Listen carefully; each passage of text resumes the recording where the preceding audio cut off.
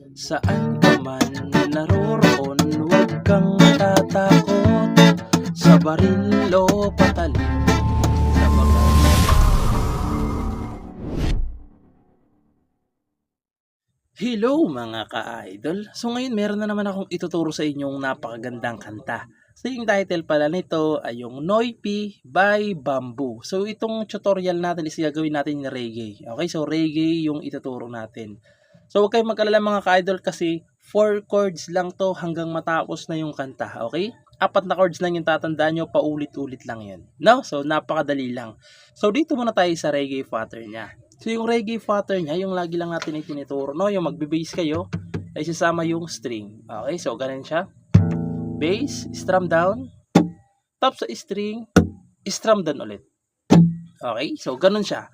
2 beses yung gagawin kada chords yan. So sample, no? Ganito siya kada chords. Isa pa. Tsaka nang lilipat. Okay, so malinaw, no? So total 4 na chords lang naman to. So ngayon, proceed na tayo doon sa kanyang whole chords. So yung whole chords niya rito mga ka-idol is D. So ayan, so yung D, sa 5th fret niya yan ibabar, 1, 2, 3, 4, 5. Okay? 5th fret nakabar. Dito naman sa 7th fret ay 2nd string, 3rd string, tsaka 4th string. So ganito kasi ako mag-ipit ng isang fret, ng 3 string sa isang fret. Ayan. So depende sa inyo kung ganito kayo, walang problema, no? Ayan. So ayan. D, sunod is A. So yung A sa 5th fret pa rin yung bar. Dito naman sa kanyang 5th string, 3rd string na 5th fret, 3rd string. Sa 7th fret, 5th string, tsaka 4th string na. Okay, ayan yung A. Sunod is C. So yung C, nasa 3rd fret yan, ibabar nyo sa 3rd fret. Dito naman sa 5th fret niya is 2nd string, 3rd, tsaka 4th. Okay, so ganun din. Para rin siyang D na bumaba lang kayo ng isang fret. Ayan. C, okay? Ayan. Pagkatapos niyan, pupunta na kayo ng G. So yung G, 3rd fret pa rin yung bar. Dito naman sa kanyang 4th fret, ay 3rd string. Sa 5th fret, 5th, tsaka 4th string. Ayan, G. Para kayong naka-A, bumaba rin kayo ng isang fret. Okay, so ulitin ko yung chords para hindi kayo malito, no? Ayan, D, A, C, G. Okay? So, yung 4 na yan na chords hanggang matapos na yung kanta. Okay? So, paulit-ulit-ulit lang yan. So, sobrang dali lang, di ba? So, yung reggae pattern natin, no? So, kung gusto nyo palitan na lang ninyo. Nakadepende na lang sa inyo, no? So, kung basta babagay lang doon sa tugtog. So, ganito siya. Sasampulan ko para mas maintindihan nyo, no? So, ganito siya.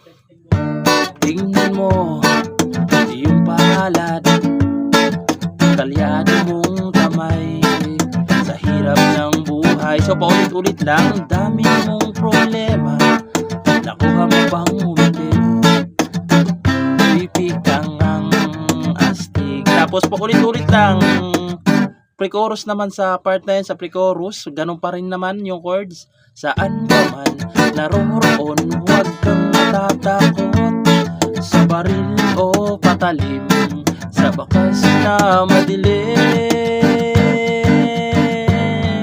Tapos chorus. Hoy, Pinoy ako, buo aking loob, mayagim matang dugo ko. Hoy, oh, Pinoy ako, mayagim matang dugo ko. Tapos interlude.